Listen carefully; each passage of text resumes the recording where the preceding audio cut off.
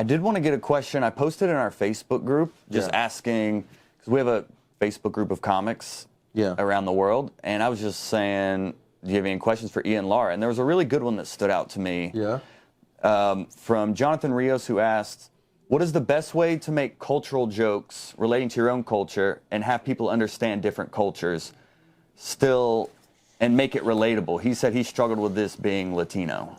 Yeah, I mean, to be honest, and I think that might hurt me more than it helps me, but I didn't want to be the Latino guy. I am Latino, I'm Afro Latino, both my parents, Dominican. I grew up in a completely Dominican household, but I'm first generation American, as are all of my friends and all the people I associate with.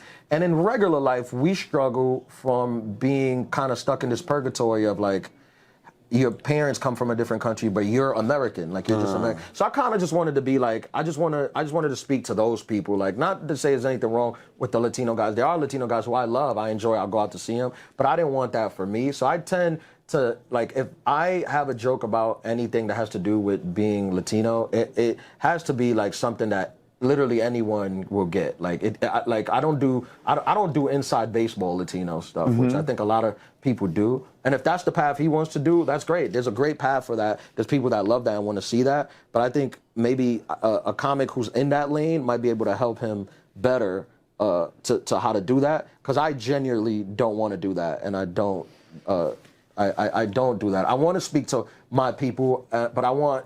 If I'm speaking about my people, I want everyone to understand.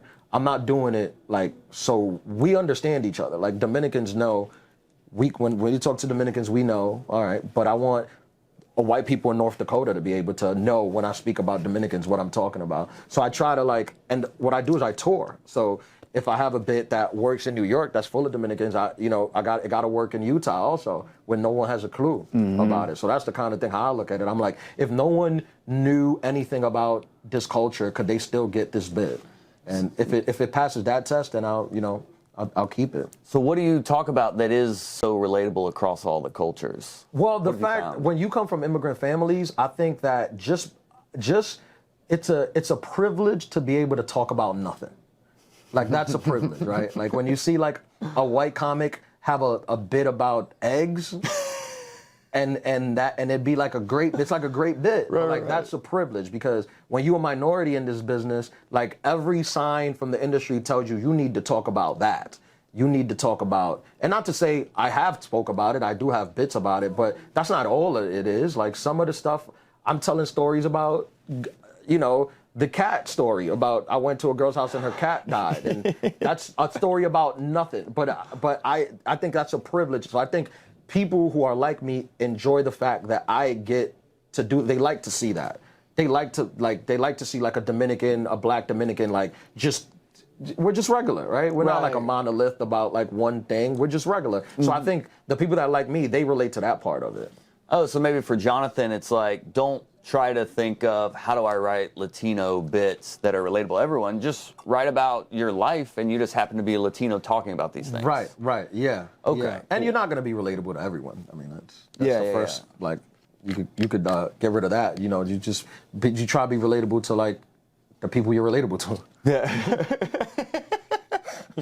So the title of the episode, be relatable to the people that you're relatable to. Yeah, well, like, I came up in Atlanta and I would be the only white guy in all this. I'm White Boy Joel in Atlanta. Like, I'm the plug on white comics. So I would do shows where I'm the only white guy in the zip code and still be talking about growing up in a trailer or going to a liberal arts school. Yeah. And they've never experienced that, and they're still laughing, and that can work in front of all white people, all black people, whatever. Yeah, that's the goal. Like, this is my first time coming to Atlanta, and I remember I hit you up about it. I was like, oh, it's just like, I haven't done many like urban rooms or quote unquote, black rooms, which I was I wanted to do it because I wanted to be, because I see sometimes, I see like, a black mainstream comic that'll go into urban room sometimes and they have to like urban it up, just kind of like thing. And I was like, I wonder if I have to do that, or I wonder if I could get away with not doing that, because I could be both, to be honest. Off stage, I hang out with my boys, and it'd be my boys from New York. It'd be like as ghetto as yes, son. F. Yeah,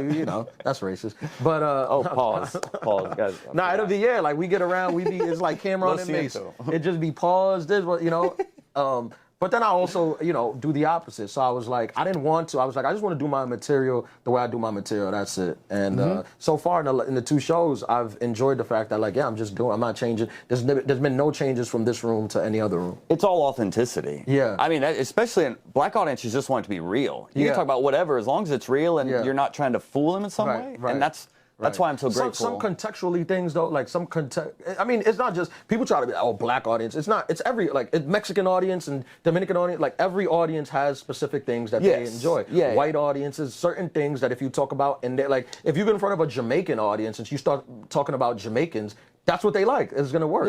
Sometimes I feel like black audience get thrown into like a thing of like they're the only ones that have this specific taste. And they do have a specific taste in comedy, but it's every audience. If it's one thing, I don't like my audience to be all one thing. I want my audience to be black, Latino, Asian, white. I want everything. So we can hit all things and we can laugh together. Like I don't want it to be one thing. I want it to be everything. But if you get in front of an audience, that's the problem. When you get in front of an audience that's all one thing, it becomes too specific.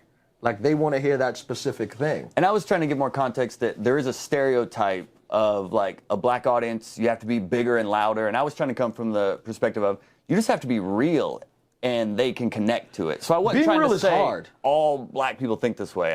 I was coming as an ally here. I'm not saying you saying that. Right. No. I'm still recovering from the air quotes earlier. I just want to make sure. No. I wasn't saying you saying that. I agree that you do get, and it's also like, it's not the same. It's not like, I don't even know what people mean with like urban room. It's like, it's like, it's like there's a white educated audience that's a smart, highbrow educated audience, and then there's like a lower white, what would you call it? Like, like a more, cracker. Yeah, I'm saying like a more, I guess, whatever the urban.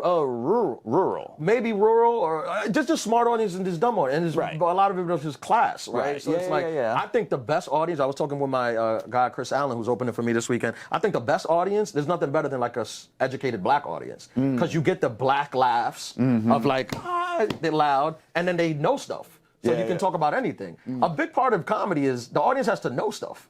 Yeah. If they don't know the things, they're not going to get it, right? So when they know the stuff, it's like that's like the perfect audience to me. Yeah, like, amen. Yeah, like smart, educated, like minorities.